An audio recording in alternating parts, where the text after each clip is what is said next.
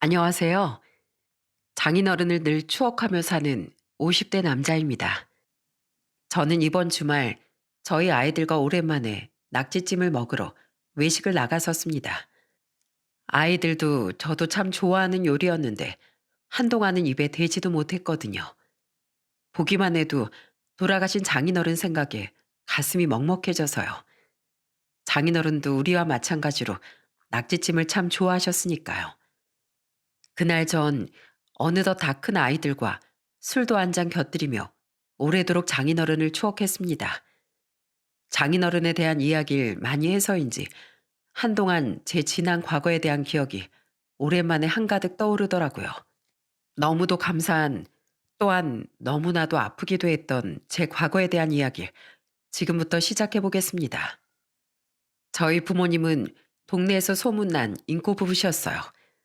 그런 부모님 아래에서 저와 여동생은 평화롭게 유년 시절과 학창 시절을 보냈죠. 그리고 부모님은 너무도 일찍 저와 여동생 곁을 떠나셨습니다. 제 나이 26살에 두 분은 벌초를 다녀오다 한날 한시에 교통사고로 눈을 감으셨거든요. 그리고 그 해는 저희 가족에게 정말 격변의 해였어요. 부모님을 보내드린 지 몇 달 뒤, 이번엔 동생이 당시 만나던 남자와 아이를 가지게 됐다는 소식을 들려줬거든요. 동생은 급하게 결혼식을 올렸고 전 혹시 동생이 불행한 삶을 살게 될까봐 걱정이 이만저만이 아니었습니다. 하지만 다행히 매제는 처음 인사 와서 제게 용서를 구할 때와 변함없이 동생의 다정한 남편이 돼주고 있고 사돈 어른들 또한 좋은 분들이셨기에 동생은 지금까지 아주 행복하게 잘 살고 있어요. 그리고 그 이듬해 저는 일하던 공장 지인의 소개로 한 살 어린 아내를 만나게 됐습니다. 평범한 직장인이었던 나는 웃는 게 참 맑은 사람이었어요. 외동딸로 자라서인지 가끔은 철없는 모습을 보였어도 늘 저를 향한 열렬한 눈빛을 보내던 아내가 참 좋았죠. 오빠, 우리 부모님이 오빠를 한번 집에 초대하고 싶다는데 괜찮아? 무남 동료 외동딸이 만나는 남자라니까 어떤 사람인지 많이 궁금하신가 봐. 무엇보다 제가 결혼을 결심했던 가장 큰 이유는 바로 연애 몇 달 뒤 만나 뵌 장인 장모님 때문이었습니다. 초대를 받고 처음 처가에 갔던 날 정말 많이 긴장했어요. 장인어른은 폐차장 업체를 운영하는 분이라고 들었는데 괜히 사업을 하신다고 하니 엄한 분일 것 같아서요. 하지만 직접 만나 뵌 장인어른은 굉장히 인자한 분이셨죠. 왜 그렇게 긴장하고 있어? 무릎 꿇지 말고 편히 앉아. 자, 여기 과일도 좀 들고. 우리 집사람이 과일 깎는 솜씨가 참 좋아. 과일을 잘 깎는 사람은 마음이 고운 사람이라는데 그 말이 참 맞는 말이지 뭐야. 아유, 당신도 참 처음 보는 남의 집 총각한테 그런 말하면 팔불출이라고 흉봐요. 아, 팔불출이면 좀 어때? 당신 얼굴도 마음씨도 고운 건 세상 사람들이 다 아는데. 게다가 장모님께도 아주 다정하고 상냥하게 말씀하시더라고요.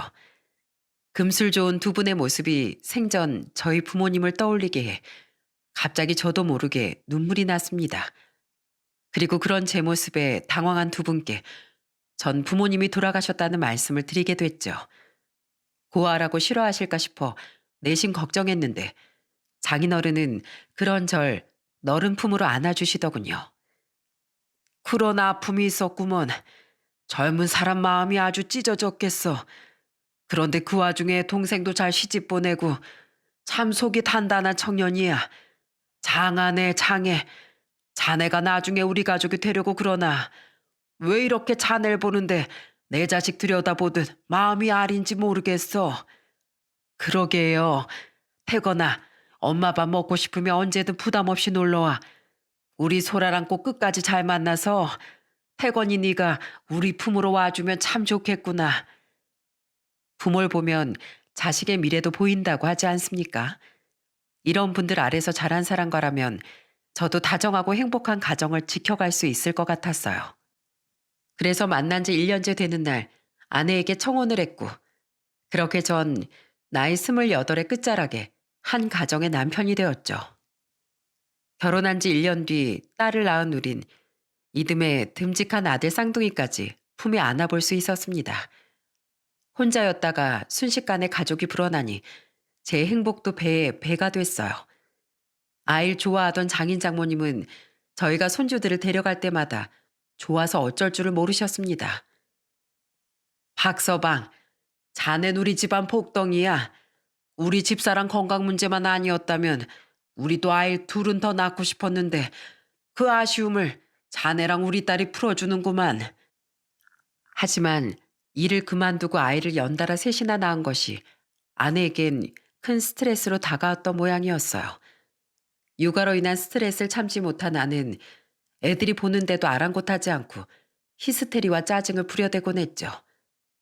저는 그런 아내를 위해 일이 끝나면 곧장 집으로 달려가고 주말엔 친구들을 만나라고 아내를 밖으로 보낸 후 혼자 집안일과 육아를 전담했습니다. 몸이 부서질 것 같았지만 가정을 지키기 위해서라면 뭐든지 할 수 있었어요. 하지만 아내의 짜증은 통 줄어들질 않더라고요. 혹시 우울증인가 싶어 아내에게 정신과 상담을 권유해봤지만 당시만 해도 아직 정신과에 다닌다고 하면 사람들 시선이 곱진 않던 시절이라 그런지 아내는 극도로 화를 내며 거부했어요. 그러다 한 번은 장인 장모님이 오셨을 때 아내가 또 아이들에게 짜증을 부리는 일이 있었습니다. 그러자 장인 장모님은 아내를 크게 혼내시더군요. 얘 소라야, 너 지금 애들 앞에서 이게 뭐 하는 짓이야? 우리가 있어도 이러는데 너 평소엔 얼마나 더 심하게 구는 거야? 이게 애들 정서에 얼마나 안 좋은지 알아? 그래 이 녀석아. 애들부터 감싸는 박서방 보니까 너 한두 번 이랬던 게 아닌 것 같은데 이러면 못 써. 누가 너한테 애들 억지로 낳으라고 한 것도 아닌데 엄마가 됐으면 인내와 책임감을 가져야지. 미안하네 박서방. 우리가 얘를 외동이라고 너무 오냐오냐 키운 모양이야. 그러니 이렇게 자제심 없는 모습을 보이지. 장인어른은 이제 보니 제가 많이 홀쭉해진 것 같다며 우리 박서방이 불쌍하지도 않냐고 또다시 아내에게 호통을 치셨습니다. 제가 얼마나 가정을 위해 노력하는지 아내도 잘 알았던 터라 아내는 아무 말도 못하고 눈물을 그렁거리며 입만 삐죽였죠. 그 뒤 장모님은 낮에 자주 저희 집에 찾아와 아내의 육아를 도와주시더군요. 주말엔 장인어른과 장모님 모두 저희 집에 오셔서 우릴 도와주려고 애쓰셨어요. 박서방, 애들 우리가 볼 테니까 자네도 소라처럼 나가서 시간 보내고 와. 아니에요, 장모님. 저희가 낳은 아이들인데 저희 힘으로 돌봐야죠. 괜히 두 분까지 고생하시게 만들어서 너무 죄송해요. 됐네, 이 사람아. 자네 장모 말 들어. 그럼 나랑 집사람이랑 애들 보고 집안일도 해놓을 테니까 자넨 방에 들어가서 좀 자게. 사람 눈밑 퀭한 것 좀 봐. 우선 자네가 건강해야 애들 잘 키우든 말든 할 게 아닌가? 그런 두 분 덕에 전 염치불구하고 주말에 밀린 잠도 자고 몸도 쉴 수 있었습니다. 그때 정말 두 분이 아니었다면 저는 건강을 크게 해쳤을지도 몰라요. 아내는 쌍둥이가 3살 때 새로 직장을 구했습니다. 애들도 어느 정도 컸으니 평일에 애들을 어린이집에 맡기게 되며 장모님은 더 이상 아내를 도와 애들을 봐주러 오지 않으셔도 되게 됐죠. 사회생활을 다시 시작한 아내가 밝은 모습을 되찾으며 장인 장모님께서 종종 주말에 저희 집에 오시던 횟수도 줄게 됐어요. 아내의 주말 외출 횟수가 많이 줄어들었거든요. 그렇게 먹구름이 꼈던 저희 가정에도 점차 햇살이 돌아오기 시작했습니다. 하지만 겨우 숨을 돌렸다 싶었더니 아주 큰 불행이 찾아오더군요. 그건 바로 천사 같던 장모님이 세상을 떠나신 일이었습니다. 제가 결혼한 지 겨우 5년밖에 되지 않았던 때의 일로 원인은 급성 심장마비였어요. 혼자 집에 계시다 갑작스럽게 심정지가 온 장모님은 숨을 거둔 후 저녁 늦게서야 퇴근한 장인어른께 발견됐던 거죠. 아이고, 여보. 이렇게 나만 두고 가면 내 여생은 외로워서 어쩌란 말이야.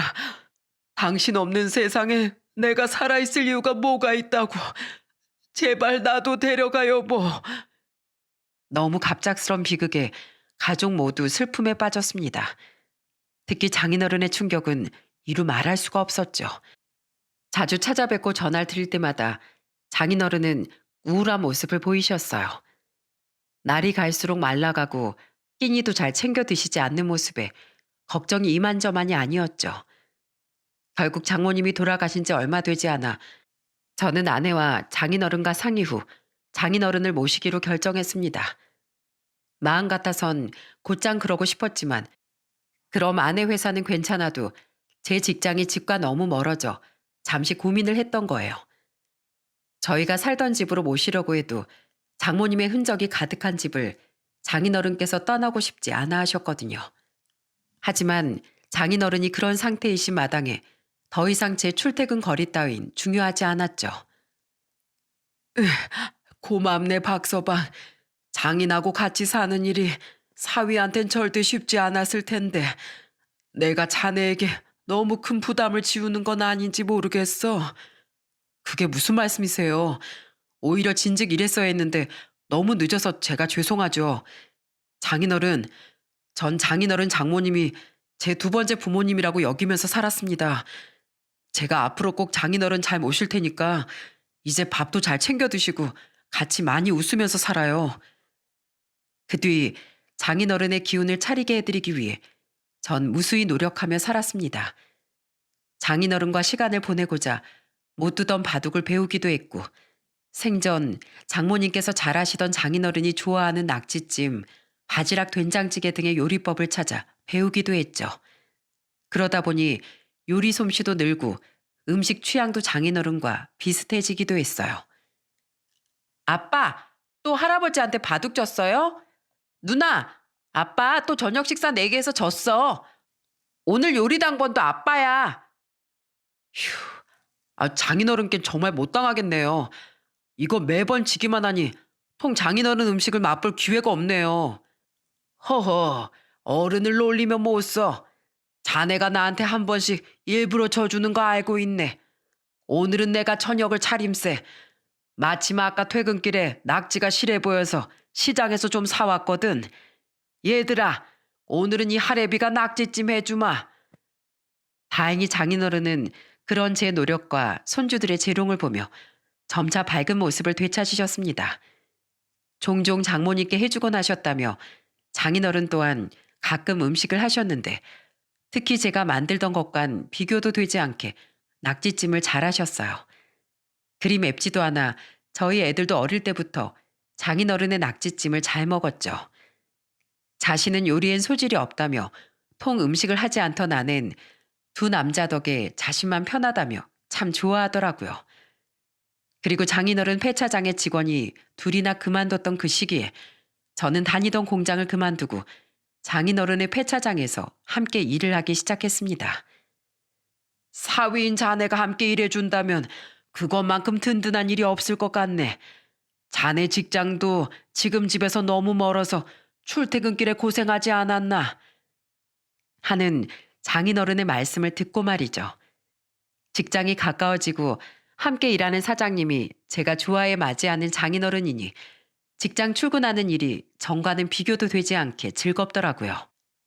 아이들이야 워낙 어릴 때부터 자주 봐서 장인어른을 굉장히 좋아했기에 늘 집안 분위긴 화기애애했습니다. 물론 모든 것이 다 완벽한 건 아니었어요. 애들이 점차 크며 사람들 만나기 좋아했던 나는 다시 평일 퇴근 뒤 저녁이나 주말에 회식이니 약속이니 하며 시간을 많이 쓰곤 했거든요. 에휴, 결혼 전이야 애가 어려서 노는 걸 좋아하나 했는데 가정을 꾸리고 나서도 저럴 줄은 내 미처 몰랐네. 미안하네 박서방. 어쩔 수 없죠. 사람마다 성향이 다 다르잖아요. 저랑 연애할 때 늘 저랑 붙어있고 싶다고 해서 몰랐는데 그것도 어떻게 보면 사람 만나기 좋아하는 성격 때문이었을 수도 있겠네요. 저야 뭐 장인어른도 있고 애들도 있으니 괜찮아요. 퇴근길에 갑자기 전화해 직접 아내가 놀고 있는 자리에 찾아가 보기도 했고 몇 번은 아내 친구들 혹은 회사 사람들과 얼결에 술자리를 같이 한 적도 있기에 바람이 났거나 하는 의심은 하지 않았습니다. 약속이 없는 날엔 아내도 가족과 시간을 보내려고 많이 노력하기도 했고요. 아내가 가정에 조금 소홀한 건 서운했지만 다른 가족과의 생활이 너무 즐거워서 괜찮았어요. 저는 아내 없이도 종종 장인어른을 모시고 애들과 동물원, 공원, 계곡 등 많은 곳을 놀러 다니곤 했죠. 그런데 장인어른을 모시고 산지 10년 뒤 아주 끔찍하고 충격적인 일이 일어났습니다. 여기 장소라라는 사람 남편분이 누구시죠? 이름이 박태건이라고 하던데요. 박태건은 전데 누구시죠? 어느 날 저와 나이대가 비슷해 보이던 한 여자가 폐차장에서 일하고 있던 절 찾아왔더군요.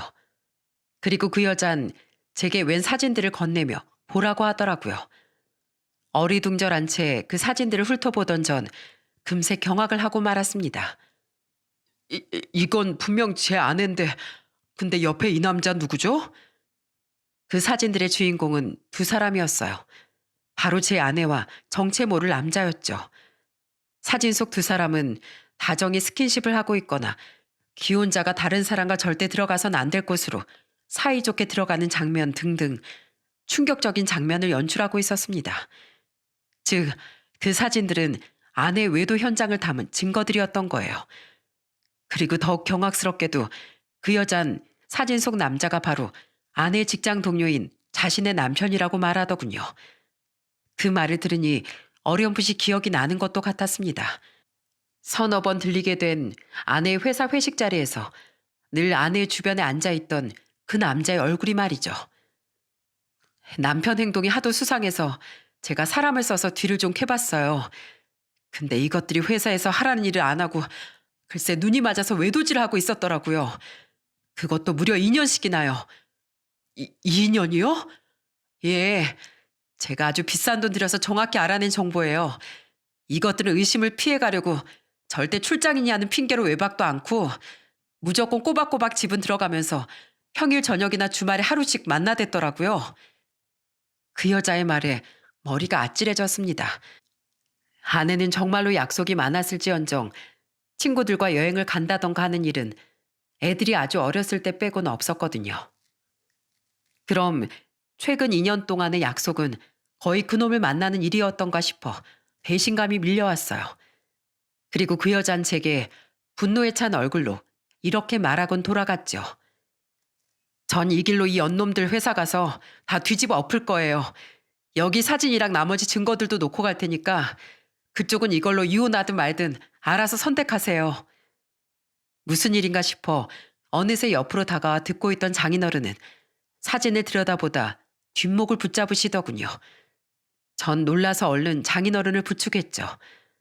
하지만 제 머릿속도 이미 혼란 그 자체였습니다. 부모님이 돌아가셨을 때와는 다른 의미로 머리가 새하얘지더라고요. 저도 그 여자처럼 냉큼 회사로 달려가 뒤집어 엎고 싶었지만 하필 그날까지 처리해야 할 밀린 일이 산더미라 장인어른과 전 그 정신에 늦은 저녁까지 일을 해야 했어요. 그날 정말 무슨 정신으로 일했는지 아직도 모르겠습니다. 그리고 집으로 돌아오니 아낸 벌벌 떨며 우리를 기다리고 있더라고요. 입술이 터지고 눈가에 희미한 멍도 들어있는 걸 보니 회사에서 이미 상간남의 아내에게 혼쭐이 난 뒤인 것 같더군요. 여보, 그 사람 아내한테 다 들었어. 당신 다 알게 됐다며? 정말 미안해. 아빠도 이미 다 알고 계신 거죠? 제가 죄송해요. 잘못했습니다. 아내는 우릴 보자마자 싹싹 빌기 시작했습니다. 당시 애들은 거실에서 그 모습을 적나라하게 보고 있었죠. 그리고 장인어른은 그런 아내에게 성큼성큼 다가가더니 냅다 아내의 뺨을 내려치시더라고요. 이 썩을 거사! 내가 널 사람 된 도리도 모르는 놈으로 키웠어? 어떻게 중학생 애들까지 셋이나 있는 것이 가정을 두고 그딴 짓을 해댔을 수가 있어. 더 납작 엎드려서 박서방한테 빌어. 넌 박서방한테 씻을 수 없는 상처를 준 거야. 내가 정말 미안해 여보. 나도 처음엔 그만두려고 했는데 사람 마음이 절대 뜻대로 되지 않더라. 나밖에 모르던 당신을 이렇게 내가 배신했으면 안 됐는데 어쩔 수가 없었어. 사랑하고 재채긴 막는다고 막아지는 게 아니라잖아. 되먹지 않은 소리 하지 마. 사랑 타령은 잘만 해대면서 넌 사람 된 돌이 부부간의 의리 이런 것도 모르냐? 꾹 참았어야지. 적어도 당신이 애들 엄마라면. 아직 15, 14밖에 안 된 애들이 무슨 죄로 엄마라는 여자 이런 추악한 꼴을 지켜봐야 돼. 내가 당신한테 얼마나 잘하려고 노력했는지 알면서 내가 가정을 지키려고 죽도록 애를 쓰고 산 걸 누구보다 잘 아는 당신이 어떻게 자기 손으로 가정을 처참하게 깨뜨려 버릴 수가 있어. 당신은 사람도 아니야. 제 윽박지름에 아내는 엉엉 울기만 할 뿐 아무 말도 못했습니다. 장인어른은 그런 아내의 등을 마구 후려치며 이 망할 것, 썩을 것 하며 흐느끼셨죠. 그리고 장인어른은 아내에게 차가운 목소리로 경고하셨어요. 너 여기서 결정해. 이혼하는 건 당연히 박서방이 결정할 거야. 그러니까 너는 집에서 숨죽이고 살든 이혼당하고 밖에 나가서 혼자 살든 말든 그놈이랑 당장 헤어지고 평생 박서방하고 애들한테 속지 않은 마음으로 살아. 만약 내 말 어기고 그놈이랑 계속 사랑 타령이나 하려거든 난 너랑 부모 자식 인연 끊을 거다. 난 분명 경고했다. 알았어? 죄송해요, 아빠. 근데 전 그 사람이랑 절대 못 헤어지겠어요. 저 그 사람 없으면 안 돼요. 그 사람도 이번 기회에 아내랑 이혼할 테니까 이렇게 된 마당에 저 그 사람이랑 같이 살 거예요. 여보 미안해. 이런 나 평생 용서하지 마. 세기의 사랑 납셨다. 당신한테 애들은 아무것도 아니야? 그래, 어차피 당신 같은 여자 나도 용서할 생각 없었어. 그래도 당신이 사람이라면 마지막 양심이 있다면 뻔뻔하게 나랑 애들 앞에서 그놈하고 살겠다는 소리 말았어야지. 나랑 애들 가슴에 피멍들게 한 당신 언젠가 꼭 천벌받을 거야. 당신은 우릴 배신하고 평화로운 두 가정을 송두리째 망쳐버린 거라는 거 평생 잊지 마. 그 죄책감에 짓눌려서 평생 고통스럽게 살아. 아이고 여보, 저 썩어 문드러질 것을 정말 어찌하면 좋소. 하지만 뻔뻔하게도 아내는 애들 앞에서 끝까지 사랑 타령을 했고 장인어른은 가슴을 퍽퍽 치며 오열하셨습니다. 결국 그날 아내는 죄송하다는 말과 함께 언제 싸둔 건지 미리 싸놓은 짐가방을 챙겨들고 집을 나가버렸어요. 식탁 위에 이혼장만 남긴 채 말이죠. 더 분통 터지던 건 집을 나가기 직전 그 여자가 펑펑 울던 애들에게 한 말이었습니다. 어떻게 엄마가 우리한테 이럴 수 있어요? 어떻게 아빠랑 나랑 동생들한테 이럴 수가 있냐고요. 미안하다 얘들아. 근데 너희 인생도 중요하듯 나도 내 인생이 중요해. 엄마도 엄마가 아니라 여자로서의 인생이 있는 거잖아. 어차피 너희들은 아빠를 훨씬 좋아하니까 나 정도는 없어도 충분히 행복하게 살 수 있을 거야. 이게 엄마라는 여자 입에서 나올 소리입니까? 그 말을 듣고 너무 열이 뻗쳐 저는 결국 그 여자의 뺨을 내리쳐버렸어요. 그때 그 여자는 자기 뺨을 부여잡곤 제게 이걸로 이제 분풀인 다 한 거지? 나 대가 다 치렀으니까 이제 홀가분하게 갈게.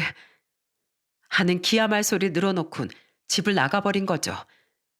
15년간의 결혼 생활이 너무도 허무하게 막을 내린 순간이었습니다. 저는 허탈함을 삼키며 흐느끼는 장인어른과 애들을 달래야 했어요. 가장 크게 상처받은 사람 중 하나가 바로 저였지만 그럼에도 불구하고 저는 아직 그 집의 가장이었으니까요. 그렇게 전 이혼을 하게 되었습니다.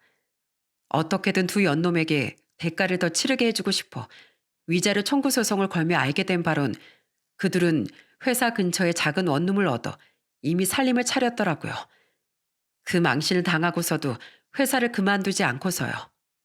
자신들의 가족들은 충격과 비통함에 빠뜨려 놓곤 뻔뻔하게도 말입니다. 너무 화가 나서 이번엔 제가 직접 그 회사를 찾아가 난동을 피웠어요. 배우자를 배신하고 완전히 이혼이 마무리되기도 전에 살림 차린 더러운 두 연놈들을 이 회사는 끝까지 직원으로 품을 작정입니까? 이 회사는 직원의 인성 따윈 신경도 쓰지 않나 보죠? 이런 회사를 뭘 믿고 다른 거래처들이 계약을 할 수 있겠습니까? 당신 뭐야? 이미 다 끝난 마당에 왜 또 와서 시비냐고. 우리도 밥은 먹고 살아야 할 거 아니야. 당신이랑 내 전처가 동시에 우리한테 위자료 소송을 걸어서 우리도 목구멍에 풀칠하기도 힘들다고. 밥? 밥 같은 소리 하고 있네. 가족들 눈에 피눈물 나게 해놓고 목구멍으로 밥이 넘어가냐 이 자식아? 그리고 전 뻔뻔하게 제게 악을 쓰던 상간남의 얼굴에 냅다 주먹을 꽂아버렸습니다. 다른 직원들은 저 더러운 인간들 때문에 회사가 조용할 날이 없다며 쑥덕대더군요. 그 모습을 보니 두 인간의 사내 평판이 바닥에 떨어졌다는 것쯤은 알 수 있었죠. 결국 사장실에 있던 그 회사 사장님까지 나와 저를 말리며 그날 소동은 일단락됐어요. 이후 들리길 그 회사에선 결국 두 연놈을 권고사직 시켰다고 하더라고요. 그 작은 회사가 있던 건물 내에서도 소문이 파다하게 퍼지며 회사 이미지가 너무 실추됐다면서요. 그리고 그 뒤 두 연놈은 도망치듯 제주도로 떠나버렸습니다. 제게 남은 건 배신감으로 얼룩진 상처와 두 연놈에게 받아낸 위자료뿐이었죠. 어수선한 상황이 정리되며 저는 폐차장을 그만두고 애들과 함께 장인어른 집에서 나오려고 했습니다. 이혼한 배우자의 부모 집에서 더 이상 살 수는 없는 노릇이었으니까요. 그런데 이사를 가겠다는 제 말에 장인어른은 눈물을 흘리며 저를 붙잡으시더라고요.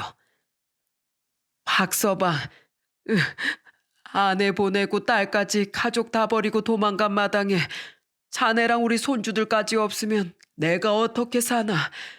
우리 아내 죽고 날 다시 살게 한 건 자네 아닌가. 이번에도 나 좀 살려주게.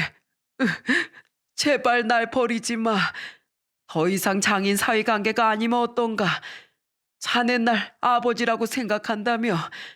우리 그저 마음으로 이어진 부모 자식으로 살아보세. 응, 제발 부탁이야. 장인어른의 울음 섞인 애원에 저까지 눈물이 터졌습니다.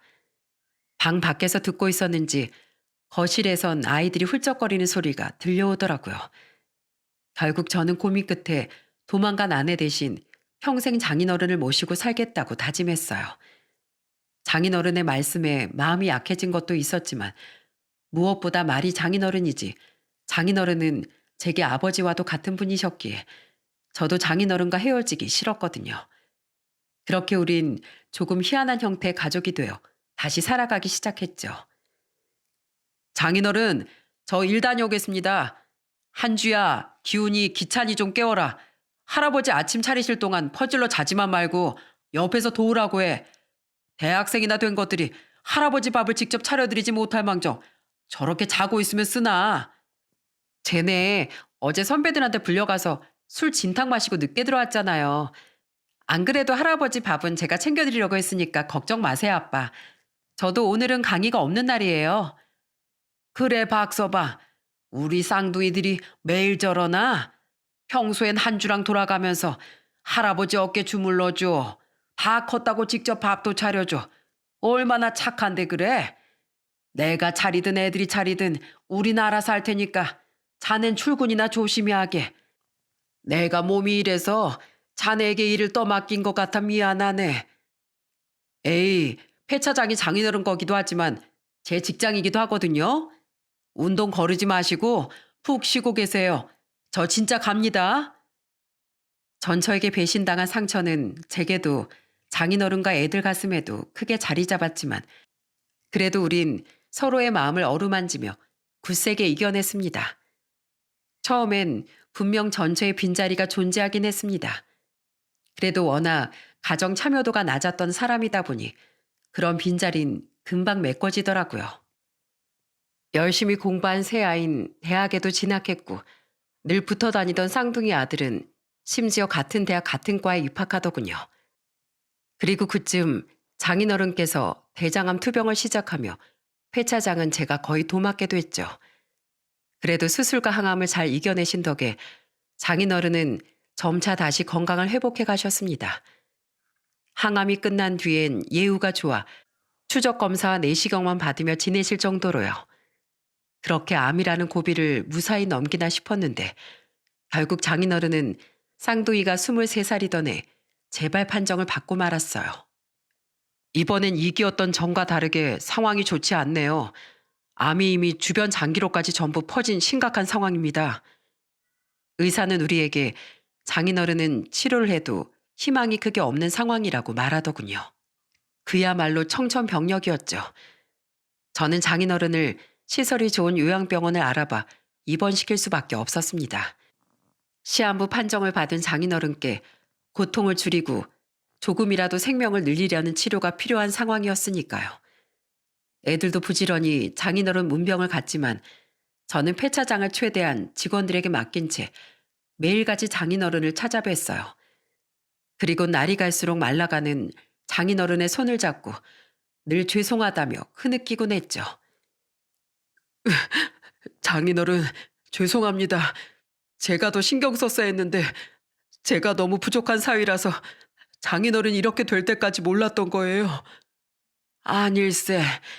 자식도 버린 장인을 끝까지 모시고 산 자네 같은 사이가 세상에 또 어디 있겠나. 박서방, 내가 이번 생에서 가장 잘한 일은 우리 마누라를 만난 일인데 그만큼 또 잘한 일은 자네를 사위로 들인 일이었네. 내 딸이 떠나고 난 뒤에 염치 없게도 사위인 자네를 붙잡은 날 용서하게. 나 때문에 자네가 새 장가를 가지 못한 건 아닌가 싶어서 늘 미안한 마음을 갖고 있었어. 아니에요, 장인어른. 사실 저도 그때 장인어른을 떠나고 싶지 않았어요. 장인어른, 비록 애들 엄마에겐 뼈아픈 배신을 당했지만 그래도 과거로 돌아간다면 전 또 애들 엄마랑 결혼할 겁니다. 그렇지 않았다면 장인어른 장모님과 착한 우리 애들 절대 만날 수 없었을 테니까요. 그러니까 제발 절 떠나시려거든 부디 천천히 떠나주세요. 장인어른 없는 제 삶은 상상하기조차 싫습니다. 저는 누구보다 속상하셨을 장인어른을 붙잡고 마치 어린애처럼 가지 말라고 때까지 써대곤 했습니다. 그리고 장인어른은 어느 날 제게 쪽지 하나를 남기시더군요. 그곳엔 저희 동네에서 멀지 않은 곳인 것 같은 주소 하나가 쓰여 있었죠.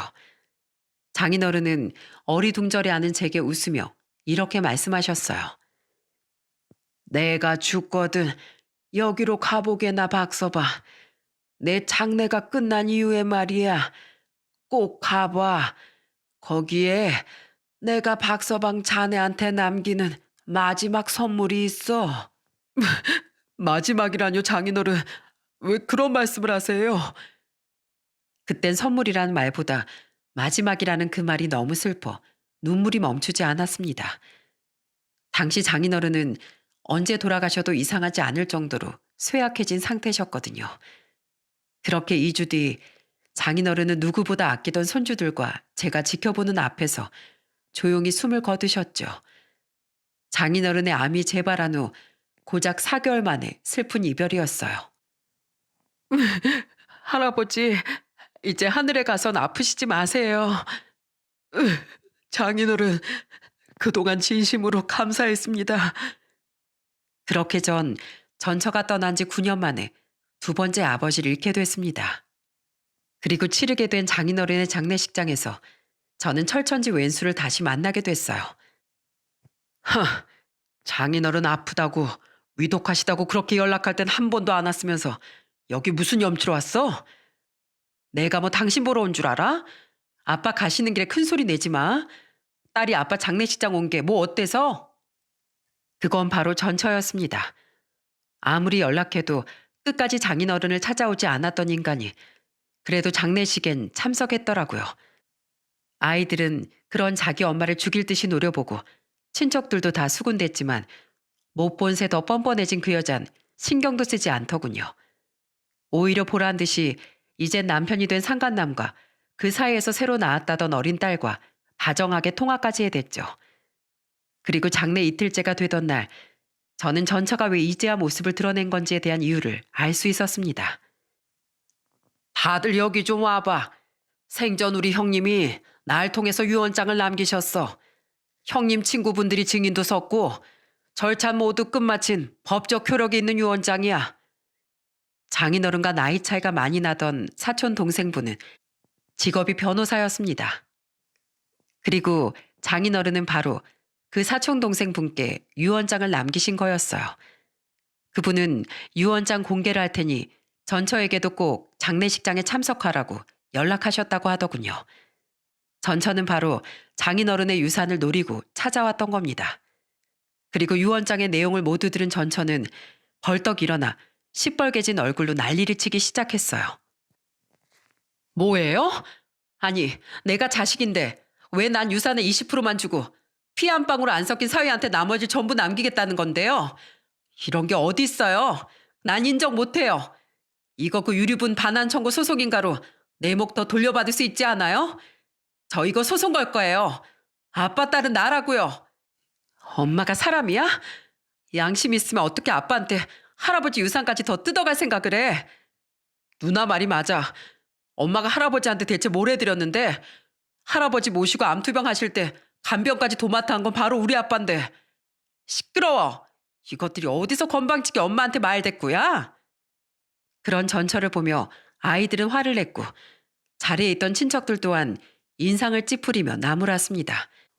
하지만 돈 욕심에 눈이 먼 전처는 계속 난동을 부렸고 사촌 동생 어르신께선 조용히 하라며 장인어른께서 전처에게 남긴 영상을 하나 보여주시더라고요. 소라야, 네가 이 영상을 보고 있다면 아마 유언장 내용을 들은 후겠구나. 설마 네가 양심이 있다면 박서방에게 유산을 많이 남긴 일로 소란을 피우진 않겠지? 그래도 내 혹시 몰라서 말한다. 어차피 너 아직 이혼하지 않았을 무렵 미리 조금 증여했던 재산도 있고 혹시 네가 난리 칠까 봐 20%라는 유산도 네 앞으로 남긴 거야. 다 합치면 네가 아무리 법적으로 들고 일어나도 받을 수 있는 돈은 없을 거다. 다 계산하고 조치를 취해 놓은 거니까. 그리고 넌 내 유산을 더 탐낼 자격도 없어. 나까지 두고 유부남이랑 도망친 너 대신 그동안 박서방은 아주 친자식도 울고 갈 정도로 날 극진히 모셨다. 네 엄마 기를 매년 챙긴 것도 암에 걸려 오래 아팠던 날 힘든 내색 한 번 없이 보살핀 것도 전부 박서방이야. 박서방이 내 곁을 지켜주지 않았다면 난 지금껏 살지도 못하고 스스로 생을 내려놨을지도 모르지. 그러니까 네가 사람이라면 내 유언장에 그 어떤 토도 달지 말고 떠나거라. 예전에도 말했듯 암 걸린 날 포로 마지막까지 얼굴을 비추지 않은 넌 살아서도 죽어서도 내 딸이 아니니까 내 무덤에 찾아올 필요도 없어. 너한테 남길 수 있는 내 말은 하나뿐이다. 사람으로 태어났으니 사람답게 살다 가거라. 애들에게 제발 더 이상 부끄러운 엄마가 되지 말고. 덤덤한 장인어른의 말씀은 거기까지였습니다. 마지막 작별 인사조차 없이 영상은 끝나버렸죠. 그 영상을 모두 본 전처는 아무 말도 못하고 뚱한 표정으로 눈가를 붉히더군요. 억울해서였는지 아니면 영상으로나마 오랜만에 본 자신의 아버지가 너무 마르고 야위어서였는진 모르겠습니다. 혹은 그 영상을 보고 뭔가 부끄러움을 느꼈을지도요. 왜냐하면 전 아내는 장례 후 장인어른을 장모님 묘소 옆에 모신 뒤 더 이상 유산에 대한 가타부타 말 한 번 없이 조용히 떠나버렸거든요. 법적으로 손쓸 수 없는 상황인 걸 알아서였을 수도 있겠지만 부디 전자가 맞았으면 합니다. 그래야 끝까지 딸에게 모진소를 해야 했을 장인어른의 가슴 아픈 노력이 모조리 헛된 일이 되진 않게 될 테니까요. 이후 저는 집안의 장인어른의 물건을 정리하며 슬픔에 잠겼습니다. 그래도 절 위로해주는 애들 덕에 조금씩 힘을 내야겠다고 생각했어요. 그런데 며칠 뒤 문득 장인어른께서 제게 남겨주신 주소가 적힌 쪽지가 생각나더군요. 그동안은 너무 경황이 없어 그 쪽지의 존재 자체를 까먹고 있었거든요. 어? 여긴 은행이잖아. 휴대폰 지도로 주소를 검색한 전 의외의 목적지에 어리둥절했습니다. 쪽지엔 목적지 이름이 적혀있지 않아 몰랐는데 그곳은 바로 은행이었거든요. 생전 장인어른께서 주로 이용하시던 은행 지점으로 저도 몇 번 따라가 봐서 알고 있었어요. 유산도 남기신 마당에 여길 대체 왜 가보라는 건지 의아했지만 그냥 무작정 가보기로 했습니다. 장인어른의 행동엔 분명 무슨 이유가 있을 거라고 생각했으니까요. 아, 장 사장님 사위분이시죠? 기다리고 있었습니다. 이쪽으로 오시겠어요? 저는 은행에 도착해 뭘 해야 할지 몰라 멀뚱멀뚱 주위를 둘러봤습니다. 그런데 저를 알아본 그 은행의 지점장님이 제게 먼저 인사를 해주시더라고요. 장인어른께서 재산도 적지 않으시고 워낙 오랜 고객이기까지 해서 지점장님도 장인어른을 잘 알고 있었거든요. 그래서 몇 번 장인어른을 따라갔던 절 용케 알아보셨던 거죠. 지점장님은 돌아가신 장인어른에 대한 유감을 표하시더니 저를 어디론가 안내하더군요. 여긴 장 사장님께서 여길 이용하셨는데 생전에 미리 제게 부탁을 하셨었어요. 자신의 사후에 사위분이 오시면 금고에 있는 물건을 전해달라고요. 이미 서류 처리는 미리 다 마치셨으니 확인차 사위분 신분증만 한번 주시면 됩니다. 그곳은 바로 은행이 고객들에게 대여해 주던 금고들이 있는 곳이었어요. 제 신분증을 확인한 지점장님은 직원을 시켜 장인어른의 대여 금고에 있던 물건들을 가져다 주더라고요. 그리고 그 물건들을 본 전 두 눈이 휘둥그레졌습니다. 이거 금이잖아요. 이걸 저한테 남기셨다고요? 네, 1000g짜리 4덩입니다. 그건 바로 금 4덩이었거든요. 요즘 시세로 4억이 넘어가는 그야말로 입이 떡 벌어지는 물건이었죠. 장인어른께선 평소에 금 재테크에 관심이 많으셨는데 그걸 여기에 보관하셨는지도 그리고 그걸 저한테 남겨주실지도 전혀 몰랐기에 그 상황이 그저 얼떨떨하기만 했습니다. 그리고 금덩이들과 함께 장인어른은 제게 편지 한 장도 남겨주셨더라고요. 그 편지를 읽어본 전 자리에 주저앉아 오열하고 말았죠. 박서방, 놀랐지? 이걸 미리 자네에게 주면 내 딸이 넘복이라도 할까봐 장례가 끝나고 와보라고 한 걸세. 박서방, 이건 잘 가지고 있다가 자네나 우리 손주들이 많이 힘들 때 유용하게 쓰도록 하겠나. 내가 왜 뒤늦게 재테크에 열을 올렸겠나. 다 자네랑 손주들을 위해서 미리미리 미래를 준비해 놓으려고 했던 게지. 이렇게라도 난 자네랑 우리 손주들한테 매정하게 떠나버린 내 딸의 몫을 대신 해주고 싶었어.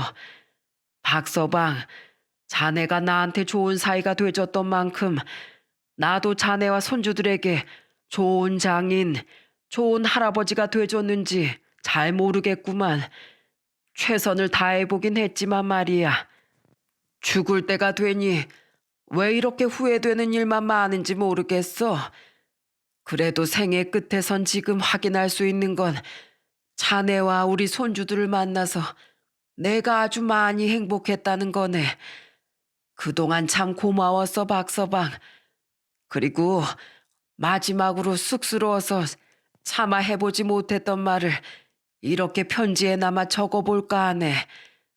내 아들 태거나 다음 생엔 내 딸로 인해 괜한 상처받지 말고 그때 나의 우리 집사람이랑 내 아들로 찾아와다오. 하늘에 계신 네 부모님께는 내가 미리 양해를 구해볼 테니까 말이야. 부디 손주들이랑 아주 오래오래 행복하게 살다가 오렴. 우린 아주 나중에 만나자고. 사랑한다 아들아. 매번 절 자식 같다고 하셨지만 아들아 하고 불러주신 건 그 편지에서가 처음이었습니다. 군데군데 종이가 울고 글씨가 조금 번져 있는 걸 보니 장인어른은 그 편지를 쓰며 눈물을 흘리신 모양이었어요.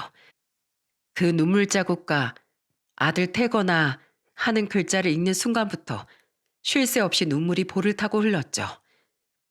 장인어른께서 남기신 금은 그저 현물이 아니라 사위와 손주들에 대한 미안함, 그리고 사랑에 대한 흔적이었던 겁니다.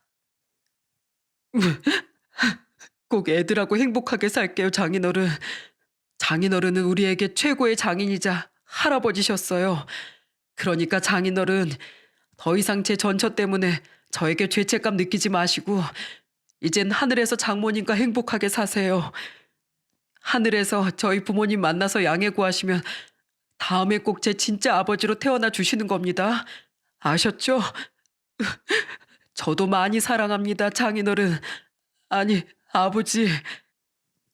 그 뒤 몇 년이 지난 지금 저는 여전히 그 금들을 쓰지 않고 잘 보관하고 있어요. 아이들은 어느덧 대학을 졸업하고 어엿한 직장인으로 살고 있는데 우린 셋 모두 늘 장인어른을 그리워하고 있죠. 인사말에도 썼듯 장인어른께서 제일 좋아하고 가장 잘 만들기까지 하시던 낙지찜은 한동안 쳐다도 못 볼 정도로 말입니다. 아, 아버지, 지금 몰래 바둑알 하나 옮기셨죠? 좋은 말 할 때 다시 옮겨 놓으시죠. 아빠가 또 그러셨어? 아빤 저번에 기찬이랑 바둑 둘 때도 그러시더니만 꼼수의 달인이시네요. 에이, 치사하다 치사해. 난 말이야. 니들 할아버지께 일부러 막 져드리고 그랬어. 아, 그게 어른 공경 아니냐? 언제 나이 들었다고 무시하지 말라셨잖아요. 대결은 항상 정정당당해야죠.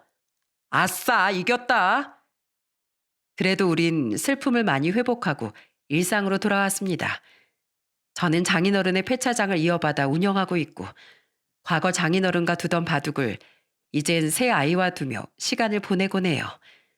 아이들은 고맙게도 아빠 사랑이 끔찍한 효자들로 자랐죠.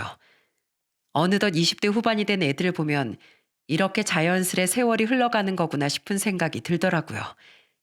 전처는 장인어른을 보낸 후 여태 아무런 연락이 없고 저 또한 전처와 교류할 생각이 없습니다. 아이들은 죽을 때까지 자신들의 엄마를 안 보고 살 거라고 말하곤 해요. 저는 그런 아이들을 위해 금을 잘 보관하다 장인어른의 뜻에 따라 훗날 아이들을 위해서 쓸 생각입니다. 쓸 일이 없으면 애들이 결혼할 때 필요한 곳에 보태라며 나눠줘도 좋을 것 같고요. 그리고 그것들을 나눠줄 땐 꼭 애들에게 한 번 더 말해줄 거예요. 그 금에 담긴 장인어른의 손주들에 대한 지극한 사랑을 말이죠. 가끔 만나는 여동생은 여전히 장인어른을 그리워하는 저를 보며 이렇게 말하곤 합니다. 그래도 오빤 좋겠다. 추억할 부모님이 셋, 아니 예전에 돌아가신 오빠 장모님까지 넷이나 돼서 부모 부자네 아주 우리 오빠. 복 받은 사람이야. 맞아요. 동생 말대로 제겐 부모님이 네 분이나 다름없죠. 남은 시간 동안 전 네 분을 추억하며 언젠가 자식들이 결혼을 하게 되면 장인 장모님처럼 좋은 장인 혹은 시아버지가 돼주고 싶습니다. 그리고 나중에 하늘에서 장인어른을 만나면 여쭤볼 거예요. 저도 며느리와 사위들에게 좋은 부모가 돼줬을까요? 하고 말입니다. 그때 그래 잘했다 이런 칭찬받기 위해 저는 앞으로 열심히 노력하며 살 생각이랍니다. 이렇게 긴 시간을 들여 장인어른과의 추억을 적다 보니 유독 장인어른이 많이 보고 싶어지는 날이네요. 저를 사랑으로 품어주신 장인어른 곁엔 전처의 못난 행동에도 불구하고 사위인 저와 손주들이 남았고 장인어른을 진심으로 존경하고 모신 제겐 영원히 잊지 못할 또 한 분의 아버지가 가슴속에 남았습니다. 이렇듯 사람된 도리와 인의를 지키며 살다 보면 자연스럽게 그 사람 안엔 수많은 친구 혹은 가족이 생기고 남는 것 같아요. 하지만 부모와 남편, 자식들까지 모두 버리고 떠난 전처 곁엔 과연 나중에 누가 남아있을까요? 천년의 사랑으로 함께 도망친 그 남자? 그 남자 사이에서 낳고 키우고 있다던 딸? 글쎄요. 만약 전처가 우리에게 한 행동처럼 앞으로도 사람된 도리와 의리를 잊고 산다면 결국 전처를 기다리고 있는 건 모두가 떠난 뒤 공허하게 남을 쓸쓸함과 외로움 뿐이라고 생각해요. 나를 소중하게 여기지 않는 사람 곁에 남아있고 싶은 사람은 아무도 없으니까요. 그러니 순간의 욕심과 이기심에 눈이 멀어 누군가를 배신하는 일 없이 이 사연을 들으신 많은 분들께선 늘 사람 간의 도리와 인의를 우선시하는 삶을 사셨으면 좋겠습니다. 조금은 우울하고 씁쓸하기도 했을 제 이야기를 끝까지 함께 해주셔서 감사드립니다.